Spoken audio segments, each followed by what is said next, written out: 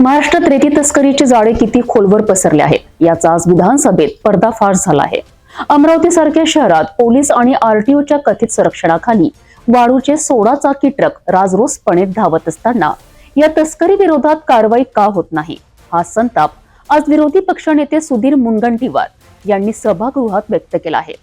रेतीचे कण आता नोटांचे बंडल झाले आहेत आणि प्रशासन निर्लज्ज झाले आहे, असे गंभीर आरोप करत मुनगंटीवार यांनी थेट एसीबी चौकशीची मागणी केली आहे। या संपूर्ण प्रकरणावर आपण एक नजर टाकूया। संपूर्ण महाराष्ट्रात विशेषतः अमरावतीमध्ये रेती तस्करीने कहर केला आहे। शहराच्या मुख्य मार्गांवरून 16 चाकी ट्रक बिनदिक्कतपणे धावतात। स्थानिक नागरिक आणि सिटी न्यूज सारख्या माध्यमांनी अनेकदा पुरावे दिले तरी तहसीलदार, पोलीस आणि आरटीओ या यंत्रणांच्या कथित संगनमताने हे प्रकरण दाबले जाते। रेती तस्करीच्या या विषयावरून आज विधानसभेत गदारोळ झाला। आमदार सुधीर मुनगंटीवार यांनी सरकारी यंत्रणेवर मोठे प्रश्नचिन्ह उभे केले। त्यांनी थेट गृहराज्य मंत्र्यांना घेरले आणि विचारले, रेती सारख्या संवेदनशील विषयाला कोण संरक्षण देत आहे का? शिस्त राहिले आहे की नाही?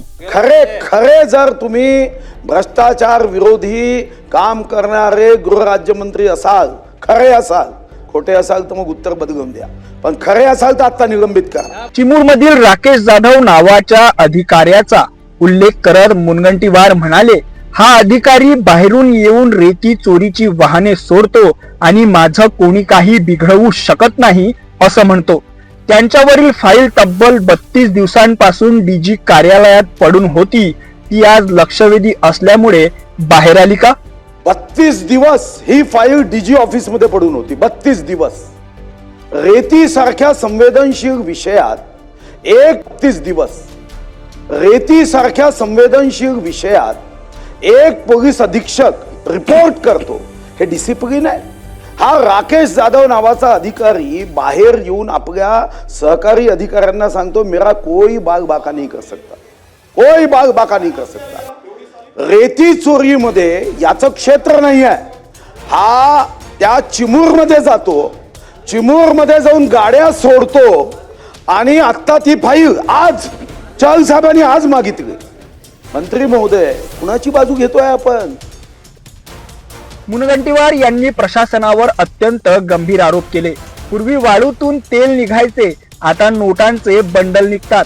एका एसडीपीओ अधिकाऱ्याला वाचवण्यासाठी डीजी ऑफिस मध्ये सरकारी यंत्रणा काम करत आहे असं ते म्हणाले। अरे वाळूचे कण रगडता पहिले तेल निघे, आता नोटाचे बंडल निघतात। तुम्ही या एसडीपीओ ला वाचवण्यासाठी तुम्ही त्या डिसिप्लिनरी ऍक्शन करता? काही तर मन आपल्याला आहे की नाही? आपण काय पत्थर के सनम झालोय? तुम्ही आता त्यांना निलंबित करा। त्यांना वाचवण्यासाठी डीजी ऑफिस मध्ये यंत्रणा आहे। मी स्वतः डीजीला भेटलो, डीजीनी 4दा फोन केले, फाईल निघत नव्हती। 4दा मी प्रत्यक्षात स्वतः भेटलो। अशा डीजी मॅडम असेल तर मला म्हणे, मैं क्या कर सकती हूं। मी स्वतः 4 वेळा फोन केला, फाईल मिळाली नाही। मी स्वतः जाऊन आलो, तेव्हा डीजी मॅडमनी हात जोडून मी काय करू शकते असे सांगितले। महाराष्ट्राला कुठे घेऊन गेलात असा संतप्त सवाल त्यांनी केला। खरंच आहे, कुठे गेला महाराष्ट्र? अध्यक्ष महाराज, अपेक्षा ही आहे, तुमच्या जिल्ह्याचा मी पालकमंत्री राहिलो आहे, कधीतरी जाण ठेवा। तुम्ही आता त्यांना निलंबित करा आणि निलंबित करून फक्त ही डिसिप्लिनरी ऍक्शन नाही, त्याची एसीबीची चौकशी करा। नागपूर एसीबीला प्रकरण द्या आणि त्याची बाकी माहिती व्यक्तिगत मी तुम्हाला देतो। तुम्ही एसीबीची चौकशी आणि त्याचं निलंबन। सभापतींना विनंती करत मुनगंटीवार म्हणाले, या संपूर्ण प्रकरणाची एसीबी चौकशी लावा, मी बाकीची माहिती देतो।